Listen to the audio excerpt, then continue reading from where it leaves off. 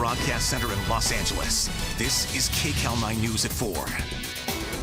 Now at 4, we are on Storm Watch. Sky 9 live for us in Agora Hills, where it is already starting to rain. You can see the raindrops on the lens of the camera there.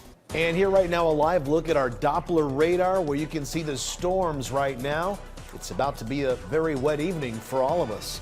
Good afternoon, everybody. I'm Juan Fernandez. This is KCAL9 News at 4, and we're streaming on CBS and Los Angeles. And I'm Sarah Donchi, and tonight for Susie Suh. So here's some video from downtown Santa Barbara. Ghost town pretty much, thanks to this storm that's been pounding the city for the past 24 hours. The rain is on its way across the Southland to us. We have team coverage for you. KCAL9's Alex Biston is live in Ventura County, but we begin with meteorologist Amber Lee for the latest on when the storm will arrive. Amber? Hi, Juan. Hi, Sarah. We've been tracking the storm pretty much all day since yesterday as well, and it's because it's been sitting over the Central Coast over the last 36 hours, really bringing a lot of rain to the area. Some areas saw more than 10 to 15 inches so far. This is a slow-moving system tapping into the atmospheric river, so you can see it is working its way closer to us.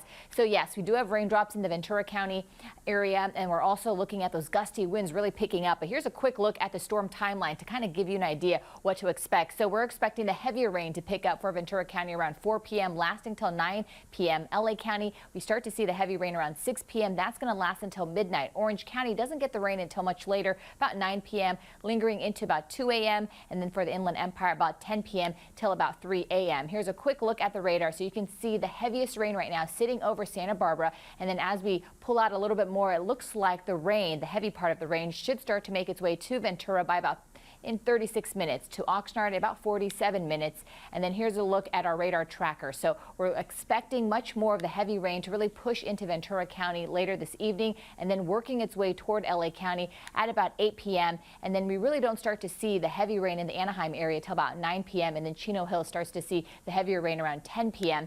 And for the Temecula Valley, it looks like around midnight they start to really get drenched with this system. The system will slowly turn from widespread rain to scattered showers as we head into tomorrow morning. I'll have more details on what to expect for Friday. Back to you guys. Okay, Amber, thank you so much. KCAL9's Alex Biston, as we mentioned, is part of our team coverage. She's in a very windy Ventura where the rain is starting to fall. How is it out there, Alex? Hi, Sarah and Juan. Yeah, we started to see some light sprinkles out here, just about 20 minutes or so. But the main impact, I'd say, this afternoon is the winds. We're feeling very strong winds. And you know what? I've been tracking this storm system on my mobile radar all day today. This is a very slow moving storm system that is expected to bring heavy rainfall to the region. Under gray clouds, wind whips through palm trees as people walking along the Ventura coastline gear up for the big storm. So I've been watching it come in. We're not from around here, we're from inland, but we came out here and we're loving actually that there's a storm, because it's a great way to see the coast. It's pretty chilly. Shivering in wetsuits, Tori and Josh went to hit the waves in high surf conditions just before the heaviest rain is expected to impact the coastline. We wanted to get a quick surf in before it got too windy and too messy. The strong and slow-moving storm will bring periods of heavy rainfall. Could be mudslides and things like that, so our prayers are with anybody who's in peril because of the storm. It came down and it buried these houses. We were buried up to the top of our roof line. Bill Teller is no stranger to debris flow concerns. His home in Camarillo Springs was impacted in 2014 after heavy rain and mud enveloped several homes on San Como Lane. Teller didn't live in the home at the time, but he says neighbors often recount the disaster. And they still walk by and look up the hill, especially now when it's raining. There'll be a lot of people that are walking by seeing if that channel is carrying any water. Ventura County firefighters are staffed up with swift water teams on standby. They're also handing out sandbags to homeowners who want them. All you really do is knock on the front door and you can get as many sandbags as you need. We like to kind of keep a limit of 10, but if you need more than that to protect your home, then that's what they're there for. And you know what? We desperately need the rain here in Southern California. The latest drought monitor came out today. Most of Southern California is in a moderate drought, so we're hoping this rain is nothing but beneficial. Reporting live this afternoon in Ventura, I'm Alex Biston, KCAL9 News. Yeah, cold, wet, and windy Ventura. Thanks so much, Alex. Now let's check in with KCAL9's Desmond Shaw live above Westlake Village. Hey, Des. Hey, Juan and Sarah, yeah, we were planning on going towards Ventura to find some rain, but we didn't even have to go that far. We were over Agoura, now we're over Westlake. You see the actual lake here in the foreground here. It's definitely starting to come down pretty good. Been monitoring the 101 to see if there's been any traffic impact. Not so much at this point, but we'll see. We tend to see drivers slipping and sliding around, especially when we haven't had rain this heavy in quite some time. Make sure you obviously have the wipers on, not just the wipers, but the headlights as well. A lot of people don't realize that you are supposed to have your headlights on in the rain for safety's sake. It is the law. Live in Sky 9 overhead, I'm Desmond Shaw. Juan and Sarah, back to you in the studio. Yeah, we need to be careful behind the wheel. Thanks so much, Desmond. And speaking of that, here's a live look from our Mobile 9 right now. It is traveling through the Santa Barbara area, and we know already where Alex was in Ventura. The rain was already falling, and as you see there in Santa Barbara as well. And of course, a slow-moving storm. We'll check in with Amber Lee and get more information on that in just a bit. That looks like shot right up the 101. Oh, yeah. Very pretty. Well, voluntary evacuation orders are in place tonight in Orange County for people living near the bonfire burn area. There is serious concern about mud or debris flow from this storm. KCAL9 Orange County reporter Michelle Geely shows us how people are getting ready there. The race is on to remove dead wood and debris along Santiago Canyon Road as the storm approaches. The bonfire burned thousands of acres of remote canyon land in Orange County last month. With several inches of rain on the way, crews are clearing culverts and storm channels. Pretty much we just clean up the debris, we're just preparing for the flood and trying to be ready. Voluntary evacuations are in place for people living in the most vulnerable areas. Majeska, Williams, and Silverado Canyon residents near the burn scar have been asked to leave. If mud crosses these roads, they can become impassable. And it makes it tough for first responders, but also residents trying to evacuate. So we ask that they heed those orders or any warnings and get out of the area before the rain comes tonight. In Silverado Canyon, storm preps are underway at the McLean family's Tiptoe Ranch. The bonfire burned the property right up to the house. The last rain, which was relatively minor, sent debris flowing through the front gate. Well, most of the water came down from the top. Yeah, yeah, and it flooded up the gate. We had about 2-3 feet of mud and silt. And since the wildfires happened, nothing is really staying retained up there. Came down. And we're preparing for the next slide. This is something new that's being brought in if there is an emergency tonight. In case of a mudslide that could wipe out power and fiber lines, Verizon is setting up what's known as a spot that will help first responders and residents get cell service, but it only works if you're in close proximity. Canyon residents spent part of their afternoon filling sandbags. The largest sandbag station is at the entrance to Majeska Canyon. Orange County Public Works crews helped Anna Noriega fill a few to protect her barn. I'm just being very cautious, and I'm just getting a few sandbags to protect my farm, because with a little bit of rain, we have just mudslides and flooding. And it could be happening in the dark. In Majeska Canyon, Michelle Geely, KCAL9 News. Mandatory evacuations already in effect in several San Bernardino County communities. That's even before the rain arrives. Those orders apply to communities in the El Dorado fire burn area. They are Mountain Home Village, Northeast Yucaipa, and Oak Glen. The county's Flood Area Safety Task Force gave an update on where their preparations stand ahead of the storm. Although we've done a ton of prep out here, we've moved literally millions of pounds of dirt, K-rail. We're not going to be able to contain in the entire hillside you can see behind us. With that, the public needs to, if we give an evacuation order, they need to heed it. We don't take it lightly. There's a lot of consideration and prep that goes into it to ask 7,500 people to leave their homes. And to help with that, K-rails have been put up to protect homes around Birch Creek, and crews have been cleaning up the snow to reduce the risk of flooding. Signs have been put up along highways warning of possible mud and debris flows in those recent burn areas. Well, much of the state is being bombarded by this nasty weather, and officials across the state are asking people to stay at home if they can. The rain has already caused mudslides in Monterey County, engulfing at least 24 homes and farms, sending 2 people to the hospital, in fact. In the mountains, blizzard-like conditions have buried some spots in several feet of snow. The The Central Coast has already seen more than a foot of rain.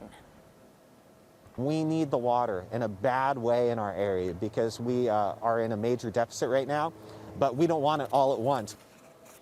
Well, please be sure to stay with KCAL9 News and KCAL9.com for the very latest on this storm. You can download our CBS LA app for weather updates and much more. Developing news right now from Santa Ana, where a Huntington Beach man is in court this afternoon on charges he took part in the riot at the U.S. Capitol. Mark Simon posted these pictures to social media after the January 6th event. He was arrested this morning after being identified by a Huntington Beach police detective.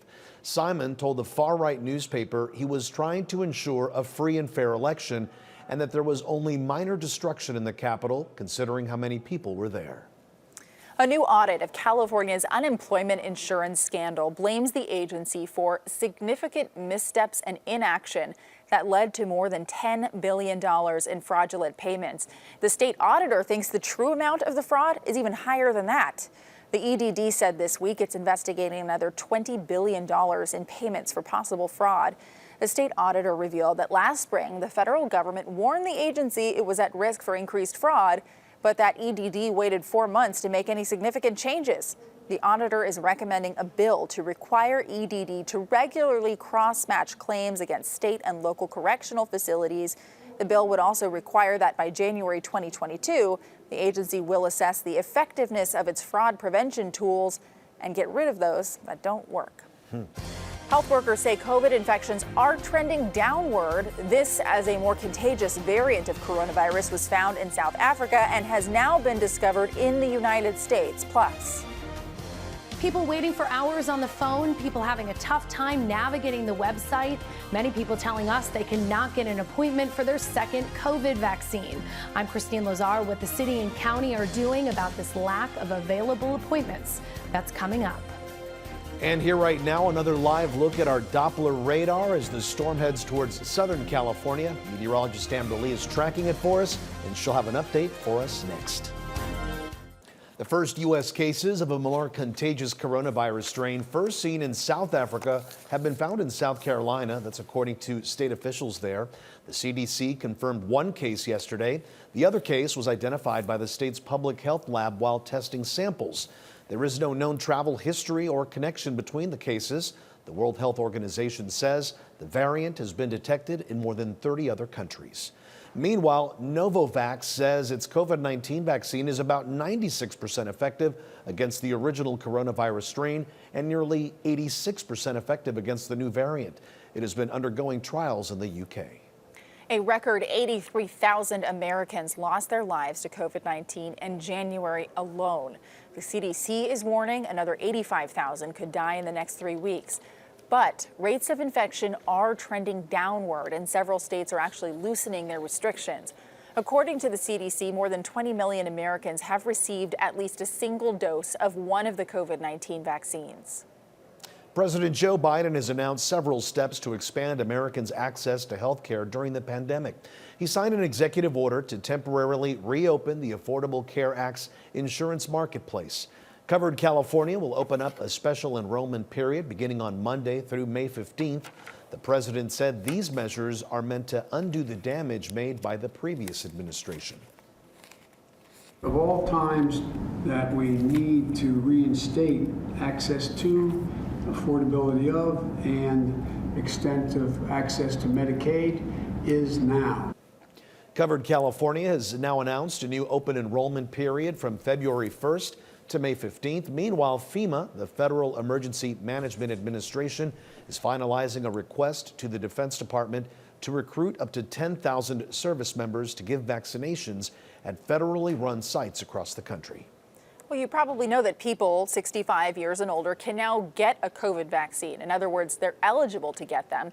But the problem is there are no appointments available in the city or county of LA. So what now? KCAL9 investigator Christine Lazar looked into when people can expect to be able to book one again. And this is just one more worry I don't need to have.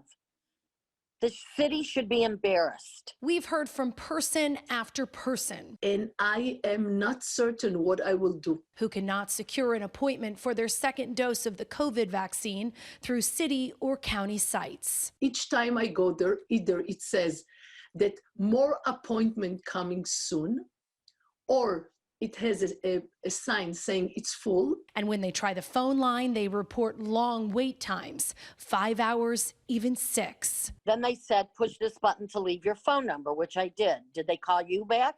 Because they never called me back twice. LA City and County do not have any available vaccine appointments right now. The city tells me they will open up more appointments on Sunday. The county says later this week they will begin sending emails with a link to make an appointment for a second dose to those who were vaccinated at county sites. And as I said on Monday, and I want to reiterate, every resident is guaranteed a second dose. There are also those desperate to get their first appointment. Tracy Ryan's 8-year-old daughter Sophie has epilepsy and is having brain surgery in a few weeks. Because of this, Ryan is eligible for a vaccine as Sophie's caregiver. It's been extremely stressful in an already extremely stressful time, and I've had zero success so far being able to find anyone that has available appointments. Ryan worries if she got sick, she couldn't care for Sophie, or worse, she could get her sick while she's recovering. It's my duty as her mother to do everything I can to make sure that I keep her safe. The health department tells me that those who got their first dose at a city location like Dodger Stadium will get an email in 2 weeks from Carbon Health telling them how to book their second appointment. I'm told that priority will be given to those who have been waiting the longest. Christine Lazar, KCAL9 News. We do have some breaking news just in. Actress Cicely Tyson has died. In a statement, her manager said she passed peacefully this afternoon. She was 96 years old, had a 7-decade career, known for Sounder and the autobiography of Jane Pittman. We'll have much more information as well as a look back at her life and legacy in just a few minutes. Meantime, former LA Mayor Antonio Villaraigosa got his first COVID vaccine shot today in Anaheim. He says he wanted to demonstrate how easy it is and diminish fears of the shot. He encouraged other seniors to get the vaccine as well. He claims he didn't even wince when he got the shot. New COVID-19 numbers continue to show a downward trend of hospitalizations across Southern California. And another milestone for LA County. It reported another 213 deaths, and that now passes the 16,000 mark. The county also reported almost 6,600 new cases and over 6,000 in the hospital. Those numbers, both of them, are down compared to yesterday. Orange County reported nearly 1,300 new cases, 29 deaths, and just under 1,600 people in the hospital now. And that number is also down from yesterday. In Riverside County, over 1,600 new cases, 55 deaths, and less than 1,200 people hospitalized, also down from the day before. In San Bernardino County, almost 1,900 new cases, 30 deaths, and less than 1,200 people in the hospital. We'll be sure to stay with KCAL9 News for continuing coverage of the coronavirus pandemic. KCAL9.com and CBSN Los Angeles are always on for you. And don't forget to download our CBS LA app. 1,500 families received much-needed groceries thanks to LA Regional Food Bank's Let's Feed LA County event today. Families drove up to the distribution site at Saybrook Park in East LA, and volunteers filled their cars with boxes and boxes of food. Organizers say nearly a year after the pandemic hit LA, the need for help is even greater than ever. This is a high-need area, so these types of drive-through distributions allow us to get a lot of food out in a very short time. The LA Regional Food Bank partnered with Supervisor Hilda Solis's office to help make sure that families have food to eat during the pandemic. All right, let's go back to another live look. This is Mobile 9 out there. Still looks pretty wet out there, driving through the Santa Barbara area right now. I think that is going southbound on the 101 now, I believe. Yes. You know, a very beautiful area. Hard to tell because, of course, the rain is falling. But Amber, this looks like it's a sign of what's to come for us, too. Exactly. So we've been waiting for this. It's been sitting over Santa Barbara possibly for the last few hours. You can see right here all the heavier rain. The rain band is just sitting right to the east of Santa Barbara, slowly working its way down the coast. And so we should be seeing a little bit more of the heavier showers pick up as we head into the next half half hour to hour, but we're already seeing the rain picking up into Agoura Hills and also the Thousand Oaks area. So Thousand Oaks looks like the heavier rain should be moving in by about 5 p.m. Santa Monica 7 p.m. Downtown LA 8 p.m. And then as we head toward Orange County, the Inland Empire, the heavier rain picks up for Anaheim around 9 p.m., 10 p.m. for Chino Hills, 11 p.m. for San Bernardino, and then by about midnight for the Temecula Valley. Ahead of this storm system, we already had this flash flood watch that was issued yesterday, and you can see most areas here in green, and that includes the recent burn scars. So what that means is because we're expecting so much rain as it taps into the atmospheric river that the ground will be saturated, and that could cause some flooding. So Coast and Valley is expecting anywhere from 1.5 inches to about 3.5 inches.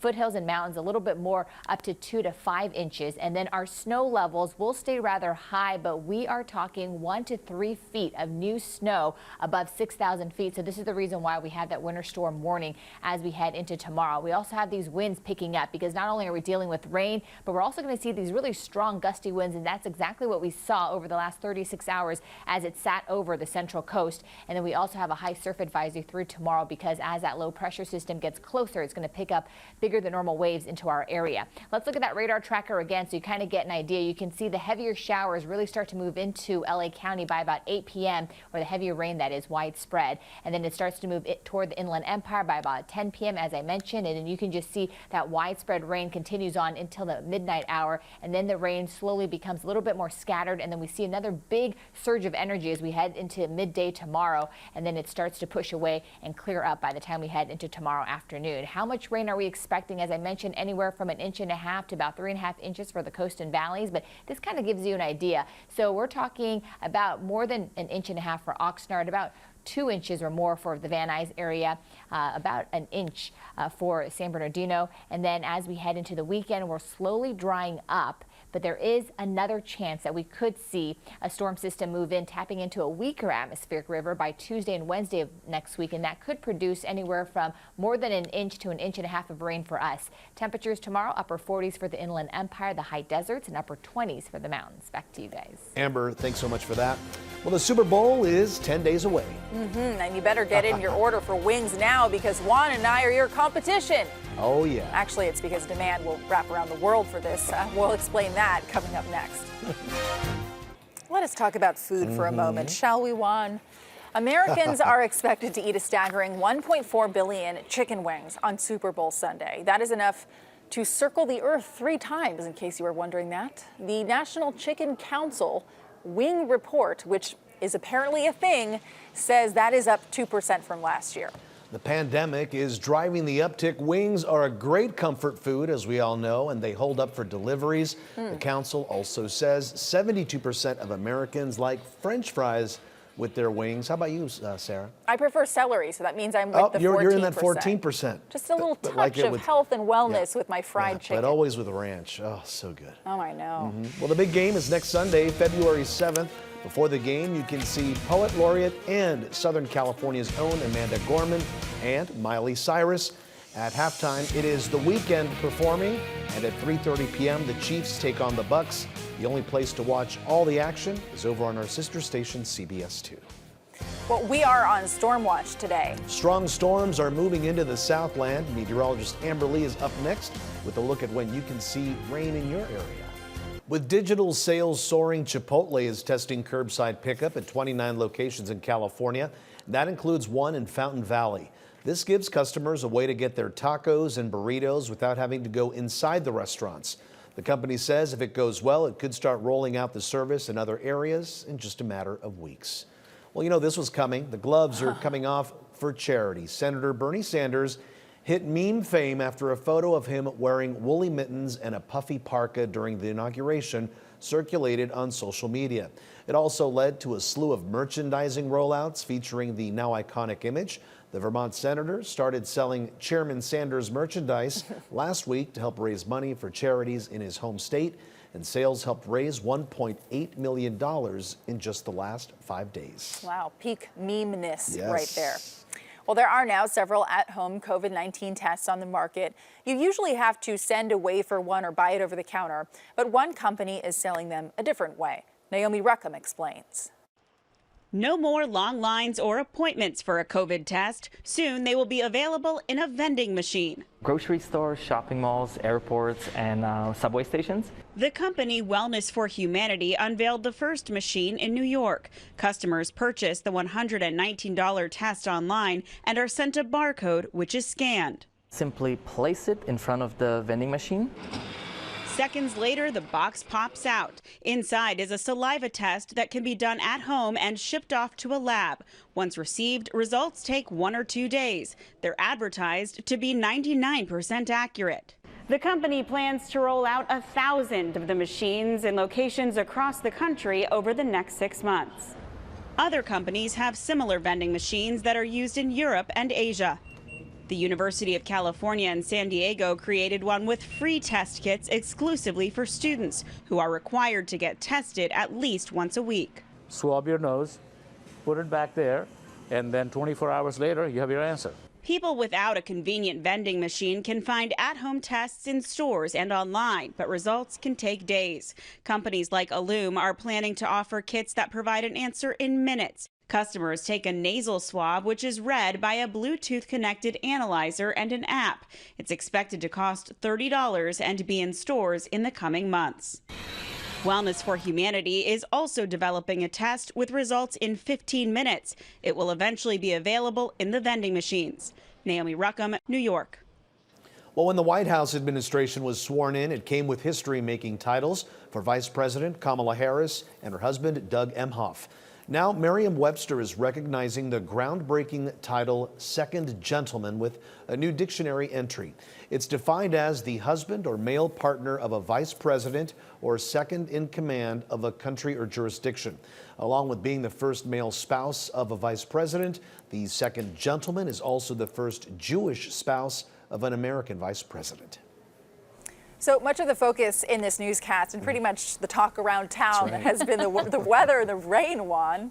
It sure has. Meteorologist Amber Lee has been very busy tracking it for us. Amber, where is it? I know. Everybody wants to know. It's been delayed. You know, Mother Nature has her own timing. Every time we try to pinpoint, she says, no, I'm going to go with my speed. So let's take a look at that storm timeline. So you could see that the band of rain that has been sitting over Santa Barbara is now slowly moving closer to us. So Ventura County, you're expecting heavy rain anywhere between 5 p.m. to 9 p.m. LA County from 7 p.m. to midnight. Orange County 9 p.m. to 2 a.m. And for the Inland Empire about 10 p.m. to 3 a.m. So the radar tracker giving you a better picture of what to expect as we head into the rest of the night. So you could see we had this strong storm line really sitting over Ventura County around 6:30, and then starts to make its way over to LA County around 8 p.m. So give or take an hour or two depending on where you live. And then it starts to make its way into Orange County around 9 to 10 p.m. and then into the Inland Empire around 10 and 11 p.m. and then toward the Hemet Valley and the Temecula Valley just after midnight. And then we'll continue to see the widespread rain activity from now until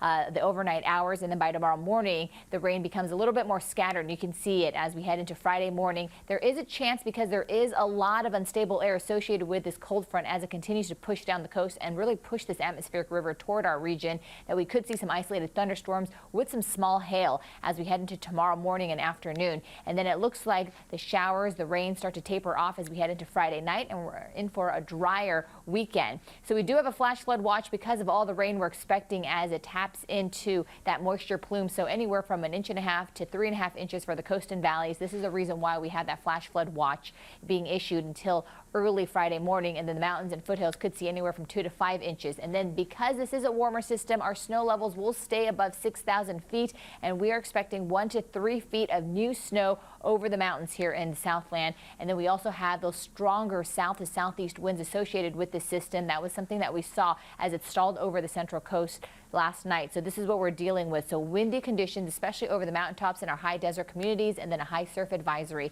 So just how much rain are we expecting, and where does that put us? So the average January rainfall, we should be just over 3 inches. With this storm alone, anywhere from 2 to 4 inches. Last January, much drier. We only saw more than 1/4 inch of rain. And so with this next storm system, as it moves down the coast, it's really going to help us because we are in need of rain here in the Southland. We're more than 4 inches away from where we should be this time of year. Back to you guys. All right, Amber, thank you. Super Bowl 55 is almost upon us. Sure is. Plus, the Lakers look to bounce back after a heartbreaker last night. Sports director Jim Hill is here now with more for us. Hey, Jim.